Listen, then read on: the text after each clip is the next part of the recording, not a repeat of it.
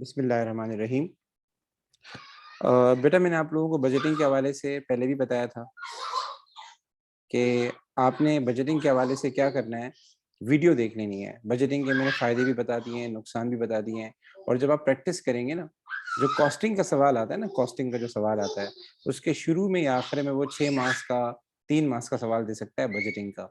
तो बजटिंग के लिए आपको क्या नाम है, प्रैक्टिस ज़रूर करनी पड़ेगी। मतलब कॉस्टिंग के सवाल करेंगे, उसके साथ-साथ कीजिएगा। सो यहाँ पे वो कह रहा है, explain 3 ways in which the introduction of a system of a budgetary control will affect the departmental manager of a business. जब भी पेपर में सवाल आ जाए, अफेक्ट का सवाल आ जाए, अफेक्ट का सवाल आ जाए, अफेक्ट का मतलब होता है आप पॉजिटिव साइड भी बता सकते हैं, नेगेटिव साइड भी बता सकते हैं। जरूरी नहीं है कि इसके अंदर आप एक ही साइड बताएं, आप दोनों साइड बता सकते हैं। तो इसको जरा कैसे अटेम्प्ट करेंगे, और यहाँ एक्सप्लेन का वर्ड है, तो इट मीन्स आपने एक पॉइंट बताना है एंड देन इसको एक्सप्लेन करना है। यानी वो कैसे बेनिफिट देगा, अगर नुकसान है तो वो कैसे नुकसान होगा। बेटा माइक बंद कर लीजिए, क्योंकि मुझे आप लोगों की आवाज़ नहीं सुनाई देगी। मैं माइक यूज़ करता हूँ तो उसमें ये होता है कि आवाज़ साफ आती है बच्चों को, लेकिन नुकसान ये होता है कि मुझे आप लोगों की आवाज़ नहीं आएगी। तो आप चैट यूज़ करें। जी बेटा, ठीक है। अच्छा, अब देखते हैं, जब हम बजट बनाते हैं तो बजट में क्या होता है, हमारे पास डिपार्टमेंटल मैनेजर होते हैं। आप लोगों ने बिजनेस पढ़ा होगा, तो बिजनेस में एक होता है मार्केटिंग डिपार्टमेंट, एक होता है हमारे पास ऑपरेशन डिपार्टमेंट, एक होता है फाइनेंस डिपार्टमेंट, इसी तरीके से एक होता है एचआर डिपार्टमेंट। तो बजट बनाते वक्त अगर हम इन डिपार्टमेंट्स के लोगों को शामिल करेंगे तो इससे क्या होगा, एक तो इनको सेंस ऑफ रिस्पॉन्सिबिलिटी मिलेगी कि भाई इन लोगों ने हमें पार्ट बनाया बजट का, इनको सेंस ऑफ रिस्पॉन्सिबिलिटी मिलेगी, सेंस ऑफ प्राइड मिलेगा कि इन लोगों ने बजट बनाते वक्त हमें बजट का पार्ट बनाया, हमें इन्वॉल्व किया, हमसे आइडियाज़ लिए। तो अल्टीमेटली इससे क्या फ़ायदा होगा, इससे एम्प्लॉइज़ की मोटिवेशन में क्या होगा, फ़ायदा होगा। एम्प्लॉइज़ क्या होंगे, मोटिवेटेड होंगे। ठीक है? तो ये पहला पॉइंट है कि when departmental managers are involve in budgets, they will feel the sense of responsibility, they will feel the sense of pride, and they will share their ideas, and this will increase their motivation level. ठीक है, ये एक पहला फायदा। ये पूरा आपके सामने इतनी सारी लाइनें लिखी हुई हैं, ये पहली लाइन है, ये दूसरी लाइन है, तीसरी लाइन है, चौथी लाइन है, आपका आराम से आ जाएगा। तो जब एक्सप्लेन का वर्ड आ जाए तो आपने पॉइंट देना है और उस पॉइंट को आगे बढ़ाना है। दूसरा फायदा क्या है, अगर हम बजट जब बनाते हैं, वैसे बजट जो है एक बंदा भी बना सकता है। मतलब जो कंपनी का सीईओ है, जो कंपनी का जो मैनेजिंग डायरेक्टर है, वो भी बना सकता है। लेकिन अगर आप अपने वर्कर्स को, जो निचले लेवल पे काम कर रहे हैं, उनको इन्वॉल्व करेंगे तो आपको ज़्यादा फायदा होगा। वो आपको आइडियाज़ शेयर कर सकते हैं, जिससे बहुत ज़्यादा फायदा हो। दूसरा फायदा क्या होगा, अगर आप बजट में वर्कर को शामिल करते हैं, तो उससे ये फायदा होगा कि उनकी एफिशिएंसी बढ़ जाएगी, उनकी एफिशिएंसी इंप्रूव हो जाएगी। जो भी आपके वर्कर्स हैं, जो भी आपके डिपार्टमेंटल मैनेजर हैं, वो ज़्यादा एफिशिएंटली काम करेंगे। उसकी वजह क्या है? एफिशिएंटली का मतलब क्या होता है? वो रिसोर्सेज़ को कम यूटिलाइज़ करेंगे। वो कम से कम इनपुट खर्च करेंगे आउटपुट बनाने में। और उसकी वजह क्या है? उसकी वजह ये है कि उनको उनके ऑब्जेक्टिव क्या हो जाएँगे? क्लियर हो जाएँगे। उनके ऑब्जेक्टिव क्या हो जाएँगे? क्लियर हो जाएँगे। क्योंकि ज़ाहिर है आपने उनको इन्वॉल्व किया है, तो जब आप उनको इन्वॉल्व करेंगे तो ज़ाहिर है वो सजेशन देंगे, आप उनको बताएँगे भाई ये ऐसा है, ये ऐसा है। मतलब डिस्कशन होगी एक प्रॉपर। तो प्रॉपर जब डिस्कशन होगी, तो ज़ाहिर है उनके ऑब्जेक्टिव, उनके गोल क्लियर हो जाएँगे, और जब चीज़ें क्लियर हो जाती हैं तो फिर क्या होता है, इससे एफिशिएंसी आती है। इसी तरीके से आप तीसरा फ़ायदा भी लिख सकते हैं अगर आप लिखना चाहें। लेकिन अगर आपको फ़ायदे नहीं आ रहे, फॉर सपोज़ अब ये सवाल था इफ़ेक्ट का, अगर आप देखें, यहाँ सवाल में ऊपर लिखा हुआ है इफ़ेक्ट का। जब भी पेपर में इफ़ेक्ट का सवाल आए, तो उसके अंदर आप दोनों साइड क्या कर सकते हैं, बता सकते हैं। पॉज़िटिव साइड भी बता सकते हैं, नेगेटिव साइड भी बता सकते हैं। तो इसको आगे कैसे करेंगे? अब इसमें क्या है, आप डिसएडवांटेज भी बता सकते हैं। तो आप कोई भी एक डिसएडवांटेज बताएँ। जब हम बजट बनाते हैं, तो बजट से एक बड़ा नुकसान ये होता है कि चीज़ें रिस्ट्रिक्टेड हो जाती हैं। चीज़ें क्या हो जाती हैं? रिस्ट्रिक्टेड हो जाती हैं। जैसे मैं आप सबको बोलता हूँ कि भाई आज एक पेपर करके लाओ। मैं आपको बोलता हूँ आज एक पेपर करके लाओ। तो इससे क्या होगा, कई बच्चे ऐसे होंगे जो एक दिन में 4 पेपर भी कर सकते हैं, एक दिन में 5 पेपर भी कर सकते हैं। मतलब उनका लेवल बहुत अच्छा है, उनका पोटेंशियल बहुत अच्छा है। तो अल्टीमेटली इससे क्या होगा, एक क्रिएटिविटी डाउन हो जाएगी। तो जब बजट बनेगा, तो बजट्स में ज़ाहिर-सी बात है, आप जब डिपार्टमेंटल मैनेजर को क्या नाम है, सॉरी, डिपार्टमेंटल मैनेजर्स वगैरह को आप टारगेट देंगे तो सम टाइम ये होता है कि वो टारगेट उनको रिस्ट्रिक्ट कर देते हैं। तो रिस्ट्रिक्ट से क्या हो जाएगा, उनकी अंदर जो इनोवेशन है वो कम हो जाएगी। रिस्ट्रिक्शन से क्या होगा, जो इनोवेटिव आइडियाज हो जाएंगे वो कम से कम आएंगे। ठीक है, आप टारगेट सेट करके बता देंगे, भाई डिपार्टमेंट मैनेजर को बोलेंगे ये टारगेट है, ये टारगेट है। हो सकता था अगर आप उनको खुला छोड़ते, उनको फ्री हैंड देते, लेजेस फेयर लीडरशिप यूज करते, तो वो शायद अपना पोटेंशियल ज्यादा शो करते। इसके अलावा अगर कोई डिसएडवांटेज लिखना हो तो सम टाइम टारगेट जो होते हैं वो अनरियलिस्टिक होते हैं। सम टाइम टारगेट अनरियलिस्टिक होते हैं, या सम टाइम टारगेट जो होते हैं वो चैलेंजिंग हो जाते हैं। चैलेंजिंग वर्ड तो सही नहीं होगा, मतलब यानी मुश्किल टारगेट होते हैं, डिफिकल्ट टारगेट होते हैं, इतने आसान नहीं होते अचीव करना। तो उससे क्या हो जाएगा, उससे आपके वर्कर्स में, आपके डिपार्टमेंटल मैनेजर्स में डीमोटिवेशन आएगी और वो उस तरीके से प्रोडक्टिवली काम नहीं कर सकेंगे। ठीक है, यहाँ तक मेरी बातें क्लियर है। आप लोगों ने थोड़ा मेरा साथ देना होगा क्योंकि मेरे पास कैलकुलेटर नहीं है, तो कैलकुलेशन में मेरा साथ देना होगा। ठीक है, अच्छा यहाँ तक मेरी बातें क्लियर है, मुझे यस सर लिखते हैं। जी गाइस, मुझे मैसेज में चैट के अंदर यस सर लिख दें तो मुझे यकीन हो जाएगा कि मेरी बातें क्लियर हैं। ओके, और सारे बच्चे मेरे साथ हैं, मैं जिंदा लोगों से बात कर रहा हूँ। ओके, अच्छा अब आगे चलते हैं। आगे कह रहा है कि आप कंट्रीब्यूशन पर यूनिट फाइंड करें, कंट्रीब्यूशन पर यूनिट फाइंड करें। ठीक है, अच्छा ये जो सवाल मैं आपको करा रहा हूँ ये अहम तरीन सवाल होते हैं, मतलब बच्चों ने शेयर किए होते हैं और मुझे लगता है कि इन सवालों में दम होता है, तो इसलिए मैं कराता हूँ। तो ये जरूर क्लास से लिया करें, आधे घंटे की क्लास हुआ करेगी, ज्यादा नहीं होगी। अच्छा जी, अब इस सवाल में ये कह रहा है कि आप कंट्रीब्यूशन पर यूनिट फाइंड करें। तो आप सबको पता है कंट्रीब्यूशन फाइंड करने के लिए पहले चाहिए होती है सेलिंग प्राइस। ठीक है, उसके बाद हमें चाहिए होगा डायरेक्ट मटेरियल, उसके बाद हमें चाहिए होगा डायरेक्ट लेबर, और उसके बाद हमें चाहिए होगा अदर वेरिएबल कॉस्ट, वो भी दिया हुआ है। तो कंट्रीब्यूशन फाइंड करने के लिए ये जरा देखिएगा बच्ची को, कंट्रीब्यूशन फाइंड करने के लिए हमें क्या करना होगा, सेलिंग प्राइस में से जो भी हमारी वेरिएबल कॉस्ट है वो क्या करनी होगी, माइनस करनी होगी। तो बहुत आसान है बेटा, हमारे पास सेलिंग प्राइस कितनी है बेटा, 69 है। ठीक है, और डायरेक्ट मटेरियल कितना है, 2 को मल्टीप्लाई कर दें 3.30 से, बेटा कितना आएगा जल्दी बताएं। 2 को मल्टीप्लाई करें 3.30 से कितना आएगा, बी क्विक गाइस। मेरा यहाँ नेट थोड़ा स्लो हो गया है, अल्लाह आसानी फरमाए। जी गाइस 6.6 आ जाएगा। ठीक है, हम 6.6 लिख देते हैं। इसी के साथ साथ जो हमारे पास डायरेक्ट लेबर है, 5.2 को मल्टीप्लाई करें 8.30 से, कितना आ जाएगा direct labour, be quick guys. जी गाइस जल्दी बताइएगा। 5.2 को मल्टीप्लाई किए 8.30 से, आई थिंक सो ये आ जाएगा 43.16 आ जाएगा। ठीक है, तो यहाँ नेट थोड़ा अनस्टेबल हो गया, तो हो सकता है आपको स्क्रीन नजर नहीं आ रही हो या स्क्रीन पे कुछ हो नहीं रहा हो, वो इंशाल्लाह आगे जाके सेट हो जाएगा। तो सेलिंग प्राइस हमारे पास कितनी आ गई बेटा, सेलिंग प्राइस हमारे पास आ गई 69, और डायरेक्ट मटेरियल कैसे आ गया, 2 इंटू 3.30 6.6 आ गया, और 5.2 को मल्टीप्लाई करेंगे 8.30 से, यह आ जाएगा 43.16, और 2.24 हमारे पास वेरिएबल कॉस्ट थी। इन सबको जब आप माइनस करेंगे 69 के साथ, तो आपके पास जो आंसर आ जाएगा वो आ जाएगा कितना, 17 आ जाएगा। ऐसे ही है बेटा, ठीक है, आगे चलते हैं। ठीक, अब आगे चलते हैं।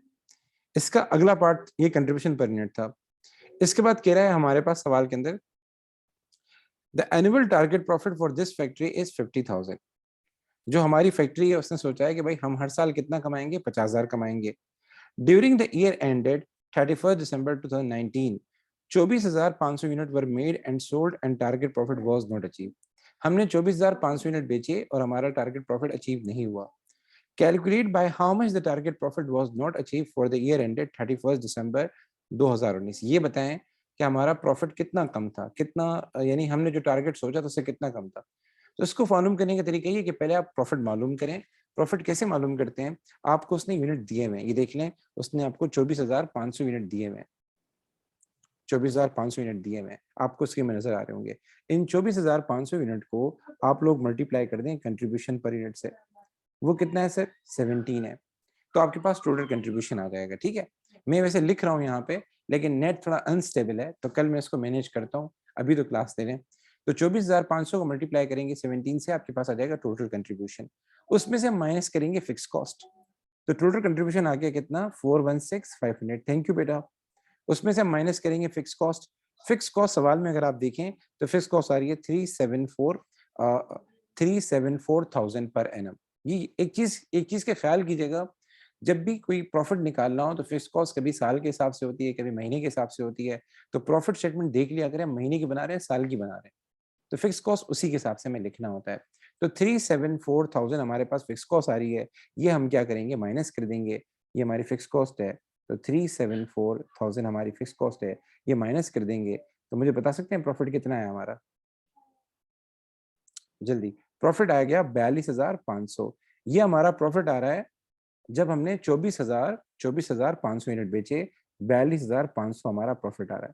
अब सवाल उसने ये नहीं किया कि हमारा प्रॉफिट कितना आ रहा है, सवाल वो ये कह रहा है कि इसको कंपेयर करके बताएं जो हमने सोचा था उसके मुकाबले में कितना है।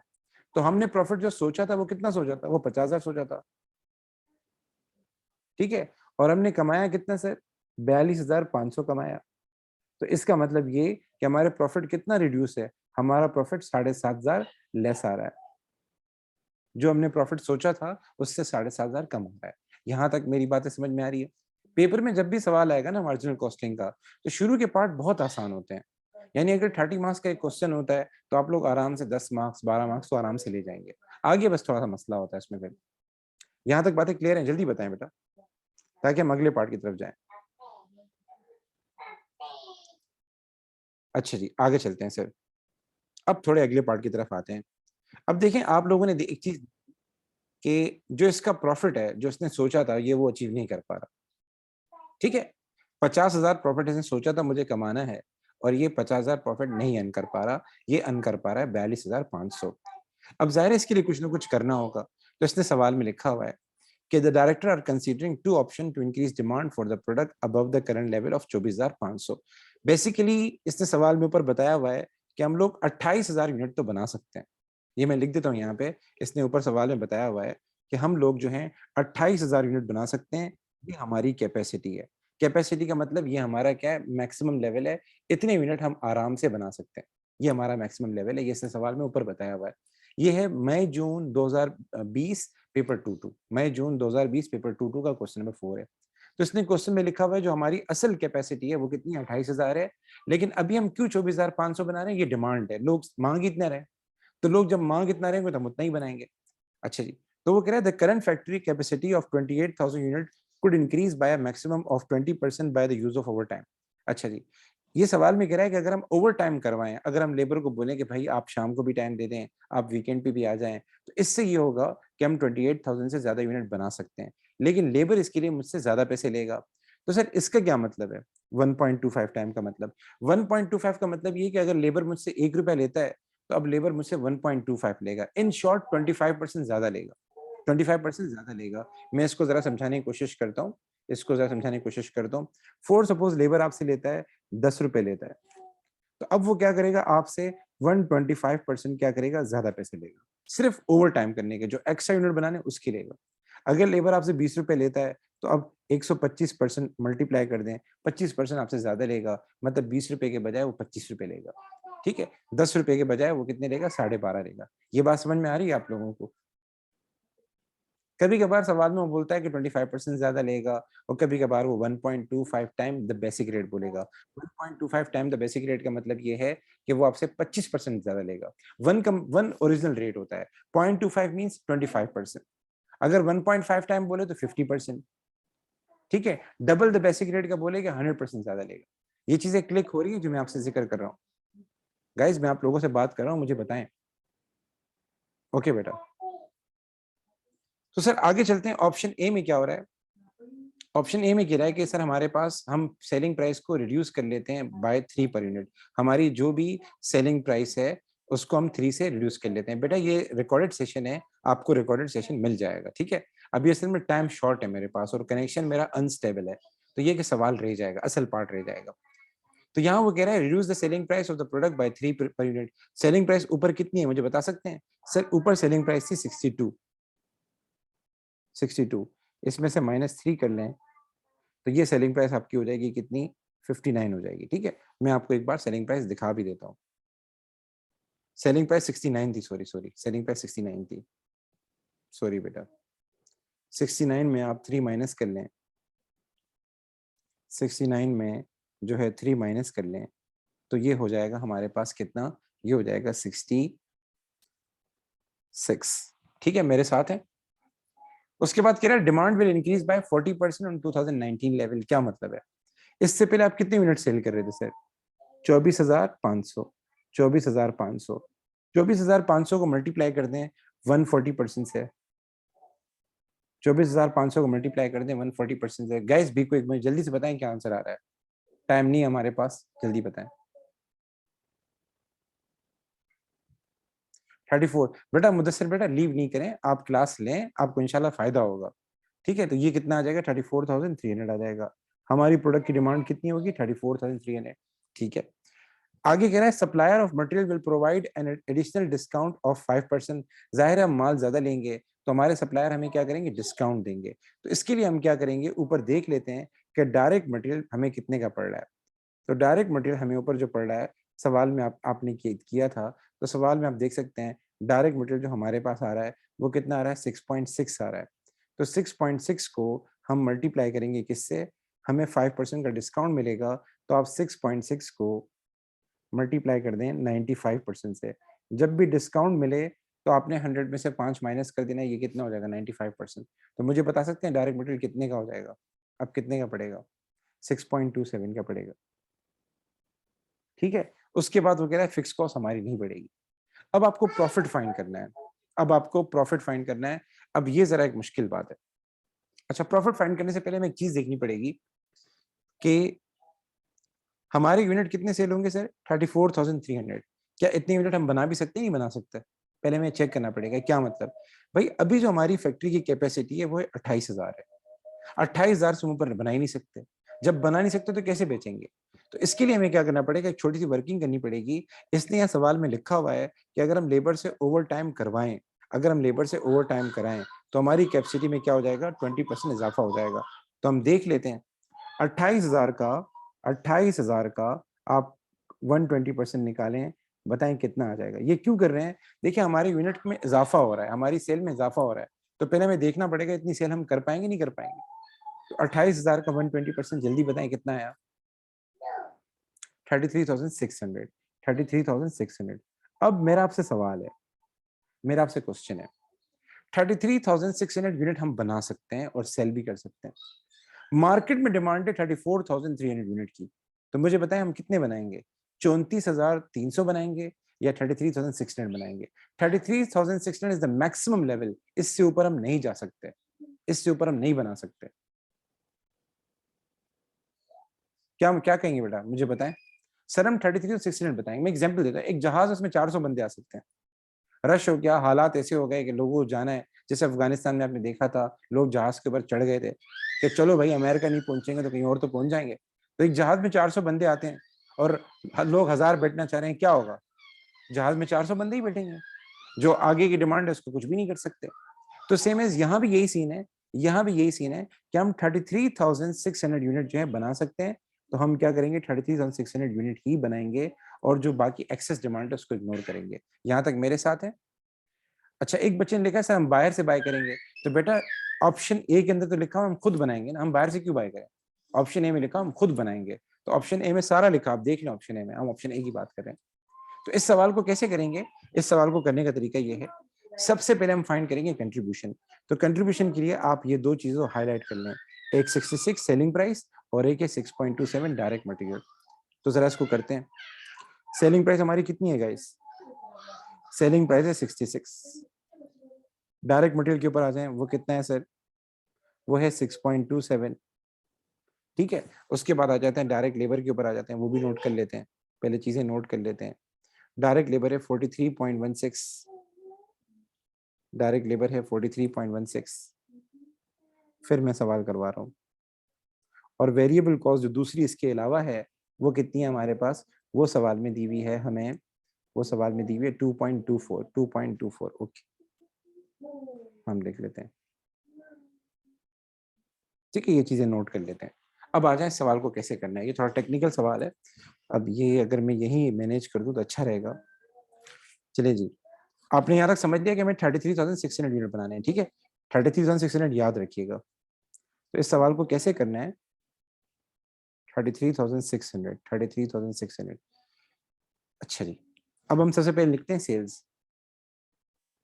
अच्छा, ये टोटल में बनाएंगे।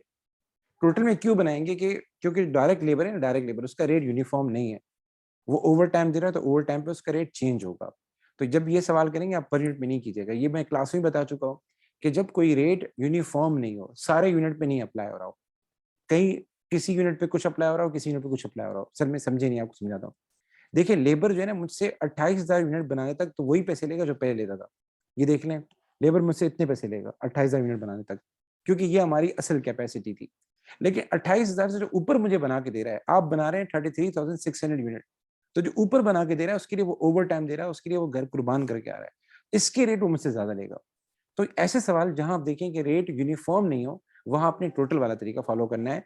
टोटल वाले तरीके में हम क्या करते हैं, हम लिखते हैं सेलिंग प्राइस। सेलिंग प्राइस कितनी है बेटा, सेलिंग प्राइस है 66। 66 को मल्टीप्लाई कर देंगे 33,600 से, तो आपके पास सेल्स आ जाएगी। ठीक है, उसके बाद बेटा हम क्या करेंगे, उसके बाद लिखेंगे डायरेक्ट मटेरियल। आप कितने यूनिट बना रहे हैं सर, 33,600 बना रहे हैं। एक यूनिट पर डायरेक्ट मटेरियल कितना खर्चा आता है, 6.27, मल्टीप्लाई कर दें 33,600। ठीक है, उसके बाद आ जाए डायरेक्ट लेबर की तरफ आ जाए। अब डायरेक्ट लेबर में सीन है, 28,000 यूनिट तो आपकी कैपेसिटी है, इस तक तो लेबर कुछ भी नहीं बोलेगा। 28,000 यूनिट जो आप बना रहे हैं उसके लिए तो वही पुराना रेट ही लेगा जो है 43.16। आप लिखें 43.16 और मल्टीप्लाई कर दें 28,000, इसके लिए तो वो यही रेट लेगा। लेकिन इससे जो ऊपर आप बना रहे हैं, 28,000 से जो ऊपर बना रहे हैं, सर समझ में नहीं आया। आप 28,000 यूनिट तो बना सकते हैं, इजीली बना सकते हैं, इसमें कोई इश्यू नहीं है। 28,000 से जो ऊपर आप कैपेसिटी बढ़ा रहे हैं ना, इसने ऊपर लिखा हुआ है ना, आप देख लें जरा, इसको मैं हाईलाइट करूँ, इसने लिखा हुआ है कि हमारी कैपेसिटी तभी बढ़ सकती है 28,000 से ऊपर जब लेबर ओवर टाइम करे। इसका मतलब लेबर यहाँ सेम पैसे नहीं लेगा, लेबर यहाँ से आपसे ज्यादा पैसे लेगा। तो पहले हम देख लेते हैं कितने यूनिट इजाफी बन रहे हैं। तो आप कितने यूनिट बना रहे हैं सर, 33,600 बना रहे हैं। मुझे बता सकते हैं कितने यूनिट ऊपर बना रहे हैं हम लोग, बी क्विक गाइस,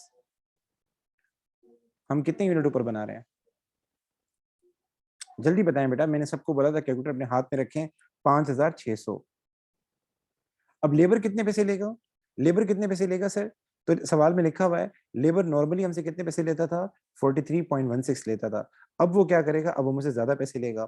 तो आप क्या करें, 43.16 को मल्टीप्लाई कर दें 125% से, बताएं कितना आया। जी बेटा जल्दी बताएं, 43.16 को मल्टीप्लाई करें 125% से, बताएं कितना आया। 53.95, आप लिख दें 53.95। ठीक है, उसके बाद वेरिएबल कॉस्ट दी हुई है, अदर वेरिएबल कॉस्ट दी हुई है। अदर वेरिएबल कॉस्ट कितनी है सर, एक यूनिट की है 2.24, और आप कितने यूनिट बना रहे हैं, 33,600 बना रहे हैं। तो ये भी देख लीजिएगा कितनी आएगी। और उसके बाद बेटा हम क्या करेंगे, इसके बाद बेटा हम फिक्स कॉस्ट माइनस करेंगे। तो फिक्स कॉस्ट में सवाल में ऊपर जाके देख लेता हूँ हमारी फिक्स कॉस्ट कितनी आ रही थी, आप फिक्स कॉस्ट देख लें, हमें प्रॉफिट फाइंड करना है। तो फिक्स कॉस्ट सवाल में लिखिए 374,000, 374,000, ये भी मैं लिख देता हूँ। फिक्स कॉस्ट हमारे पास कितनी आएगी, फिक्स कॉस्ट हमारे पास आएगी 374,000। अब गाइस मैं जल्दी से बताएं हमारी सेल्स कितनी आई, बी क्विक गाइस।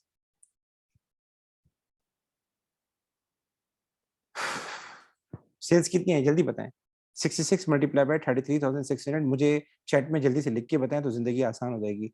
221,7,600।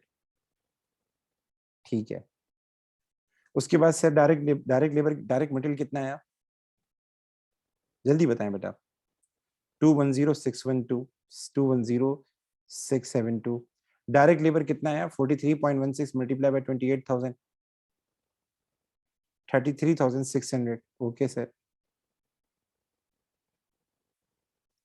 ठीक है, उसके बाद ये 33,600 कैसे आ रहा है, 43.16 मल्टीप्लाई बाय 28,000, 33,600 कैसे आ रहा है, सही आ रहा है, मुझे बताएं यही आ रहा है 43.16, ये जो आप कर रहे हैं मल्टीप्लाई बाय 28,000। बेटा ये चेक करें आप लोग कैलकुलेशन कैसे कर रहे हैं, 43.16 मल्टीप्लाई बाय 28,000। ओके ओके, ठीक है 120, मैं लिख देता हूँ 120, 120, 84, 80, ठीक है। उसके बाद आ जाए sir 53.95 multiply by 5600, 53.95 multiply by 5600। भी कोई कैस जल्दी बताएं, टाइम कम है हमारे पास। 302120, 302120 और 2.24 मल्टीप्लाई बाय 33,600। भी कोई गैस यही बताएं कितना आ रहा है।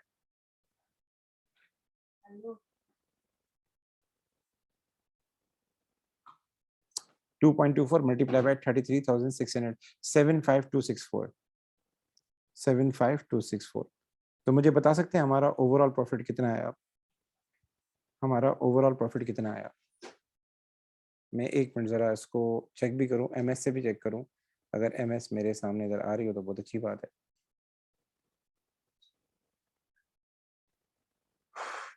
जी बेटा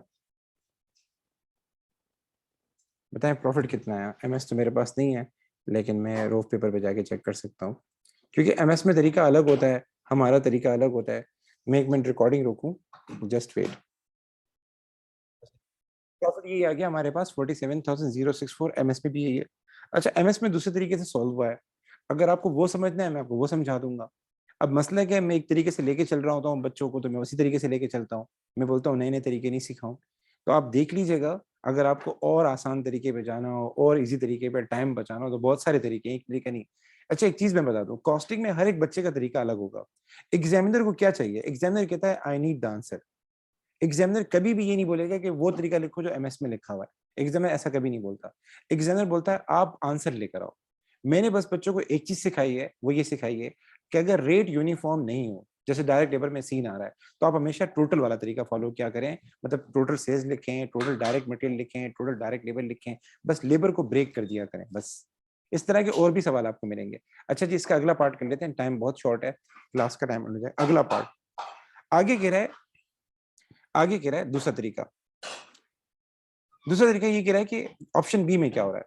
ऑप्शन, अच्छा इसमें एक चीज आप देख लें, हमने सोचा था मैं 50,000 का प्रॉफिट हो, हमें कितना प्रॉफिट हो रहा है ऑप्शन ए के अंदर? 47,064। मतलब वो प्रॉफिट नहीं अचीव हो रहा जो हमने सोचा था। ठीक है। अच्छा दूसरा तरीका क्या है, मैं 20,000 रुपए किसी से उधार ले लेता हूँ, और अगर मैं उधार लूंगा तो उधार लेने पे मुझे क्या होगा, हर साल 8% देना पड़ेगा। ये जो 8% आप हर साल देंगे, ये आपकी क्या फिक्स कॉस्ट है। ठीक है, जो कॉस्ट पर एनम हो, जो कॉस्ट पर एनम हो, जो कॉस्ट पर पीरियड हो, वो हमेशा क्या होती है, फिक्स कॉस्ट होती है। उसके बाद कह रहा है जो मशीन लेंगे 20,000 रुपए की, जो 20,000 रुपए की मशीन आएगी, इसकी हर साल 20% डेप्रिसिएशन अलग होगी। तो depreciation is the fix cost. जो कॉस्ट पर एनम हो वो आपकी फिक्स कॉस्ट है। तो आपके पास क्या आ जाएगा सर, इंटरेस्ट, ये आपकी फिक्स कॉस्ट है। तो 20,000 रुपए का 8% निकालें, 20,000 रुपए का 10% आता है 2,000, 8% आ जाएगा कितना, 1,600। इसी तरीके से डेप्रिसिएशन फाइंड करें। डेप्रिसिएशन कैसे फाइंड करेंगे, 20,000 का 20% निकालें, 10% आएगा 2,000, 20% आएगा आपके कितना, आपका अल्लाह भला करे 4,000 आ जाएगा। ये दोनों आपकी फिक्स कॉस्ट हैं। जो ऊपर आपके सामने फिक्स कॉस्ट दी हुई है ना, कितनी दी हुई है आपको, 374,000, इसमें इजाफा हो जाएगा, इसमें इजाफा हो जाएगा। ठीक है। The cost of material will be reduce to 3 per KG. आप सवाल में देख सकते हैं, वैसे हमें मटेरियल कितने का पड़ रहा था, अगर आपने ऊपर जाके सवाल देखा हो तो वैसे हमें मटेरियल पड़ रहा था, ओरिजिनल जो था वो 6.6 का पड़ रहा था, 6.6 का पड़ रहा था। अब मटेरियल में वो कह रहा है कि भाई हमें जो है माशाल्लाह से, अच्छा 3 पर केजी है। एक मिनट बेटा, ये मसला हो जाएगा इसमें, थोड़ा रुके। मटेरियल जो है, ये जरा खतरनाक चीज दी है इसने, ये जरा मैं आपको समझा दूं। वो बोला है मटेरियल, ये जरा देखिएगा बेटा, मटेरियल हमें हमें 3.30 का पर केजी पड़ता था। कितने का पड़ता था, 3.30 का पर केजी पड़ता था। और टोटल जो मटेरियल यूज होता था वो 2 केजी होता था। अब ये स्क्रीन थोड़ी अनस्टेबल है, कनेक्शन लूज है, आप ऊपर सवाल में देख लीजिएगा। वो ये नहीं बोल रहा कि $3 कमी आएगी, वो बोला है पर केजी कमी आएगी। तो सवाल में ऊपर लिखा हुआ है कि हम जब यूनिट बनाते हैं तो उस पर 2 केजी लगता है माल। कितना लगता है, 2 केजी माल लगता है। और 1 केजी में कितने का पड़ता है, 3.30 का पड़ता है। तो अब क्या होगा, अब हमें $3 का पर केजी पड़ेगा, तो हम $3 लिख देते हैं। और कितना केजी लगता है एक यूनिट पे, 2 केजी लगता है। तो 2 को मल्टीप्लाई करेंगे $3 से, इसका मतलब अब हमारा खर्चा आएगा 6। ये बहुत प्यारा सवाल है बेटा, घर जाके कीजिएगा ये। तो डायरेक्ट मटेरियल में आपने ऐसा नहीं करना कि 6.6 लिख के -3 कर दें, ऐसे नहीं करना आपने। आपने सवाल में जाके देखना है, वो टोटल डायरेक्ट मटेरियल में नहीं कह रहा कि $3 कम होंगे, वो ऊपर सवाल में दे रहा है कि डायरेक्ट मटेरियल कितना लगता है और हमें 1 केजी कितना का पड़ता है। वो बोलता है 1 केजी मेटोल 3 का पड़ेगा। तो ये थोड़ा ख्याल कीजिएगा। अब स्क्रीन थोड़ी अनस्टेबल है, इसके लिए बहुत माजरत करूंगा, आप घर जाके सवाल कर लीजिएगा। उसके बाद कह रहा है हम एडवर्टाइजमेंट कैंपेन चलाएंगे, इसका 1 महीने का खर्चा 5,000 आएगा। बेटा खर्चा महीने का लिखा हुआ है और आप प्रॉफिट साल का निकाल रहे हैं, तो मुझे बताएं साल का खर्चा कितना हो जाएगा? 5,000 के बजाय साल का कितना हो जाएगा? 60,000 हो जाएगा। तो ये 60,000 क्या है? फिक्स कॉस्ट है। तो इंटरेस्ट भी फिक्स कॉस्ट में जाएगा, आपकी डेप्शन भी फिक्स कॉस्ट में जाएगी और आपका 60,000 भी फिक्स कॉस्ट में जाएगा। तो आपकी फिक्स कॉस्ट आ रही है 374,000। 374,000 में आप 60,000 भी ऐड कीजिएगा, 4,000 भी ऐड कीजिएगा, 1,600 भी ऐड कीजिएगा। ठीक है। अच्छा, उसके बाद वो कह रहा है क्या नाम है, selling price will remain unchange. Selling price वही रहेगी जो पुरानी वाली है, 69 है, वही 69 रहेगी। डायरेक्ट लेबर भी वही रहेगा 43.16। अदर वेरिएबल कॉस्ट भी 2.24 रहेगी। आपका डायरेक्ट मटेरियल 6 रुपए का हो जाएगा। ये 6 रुपए कैसे आया? $3 को मैंने मल्टीप्लाई किया था 2 से, क्योंकि आप 1 यूनिट पे 2 केजी माल लगाते हैं। अच्छा, उसके बाद आगे कह रहा है सर यूनिट कितने बनेंगे? तो वो कह रहा है the factory will operate at full capacity. Full capacity का मतलब क्या है? आप कितने यूनिट बना रहे हैं? वैसे आप 24,500 पहले बना रहे थे और फुल कैपेसिटी कितनी थी? 28,000 की थी। तो वो कह रहा था अब हम कितने बनाएंगे? 28,000 यूनिट बना पाएंगे। अगर हम ऑप्शन बी को फॉलो करते हैं तो इससे ये होगा हम 28,000 यूनिट बना पाएंगे। तो ये आप घर पे ट्राई कीजिएगा इसकी प्रॉफिट स्टेटमेंट, मुझे उम्मीद है इंशाल्लाह सही बनेगी और जो प्रॉफिट सवाल में लिखा हो वही आ जाएगा। इसके बाद इसने बेटा सवाल पूछा है एडवाइस करें हम कौन सा ऑप्शन सेलेक्ट करें, 7 मार्क्स का है। तो मैं कहूंगा ऑप्शन बी सेलेक्ट कीजिएगा, क्योंकि ऑप्शन बी में प्रॉफिट भी ज्यादा आएगा, जो आपने टारगेट प्रॉफिट सोचा था वो भी अचीव हो जाएगा, लेबर को ओवर टाइम भी नहीं करना पड़ेगा। लेबर ओवर टाइम नहीं करेगा तो इसका मतलब क्वालिटी इशूज कम आएंगे। ठीक है। उसके अलावा आप एडवर्टाइजमेंट कैंपेन चला रहे हैं तो हो सकता है लॉन्ग टर्म में इसका फायदा हो, अभी इस साल भी सेल बढ़े और उसके अलावा आपको लॉन्ग टर्म में भी क्या फायदा होगा। आपकी फैक्ट्री फुल कैपेसिटी आपकी फैक्ट्री फुल कैपेसिटी पे चलेगी तो ये आपके लिए एक एडवांटेज है। इश्यू क्या है? जो 8% इंटरेस्ट देना है ना, ये हर साल देना है। ठीक है। तो ये देख लीजिएगा। कोमेल कह रहा है सर मेरे पास जो आंसर आ रहा है वो आ रहा है 63,200। आप इनमें से चेक कर लीजिएगा ये आंसर है या नहीं है। ठीक है बेटा, अल्लाह हाफिज। इंशाल्लाह कल फिर मैं एक और सवाल कराऊंगा। तो ये बहुत प्यारा सवाल है, आप नोट कर लें। मई जून 2020 पेपर 2-2। ये मैंने समझाया, आप घर जाके दोबारा इसको अटेम्प्ट कीजिएगा, बहुत प्यारा सवाल है ये। ठीक है, अल्लाह हाफिज, अस्सलाम वालेकुम, दुआ में याद।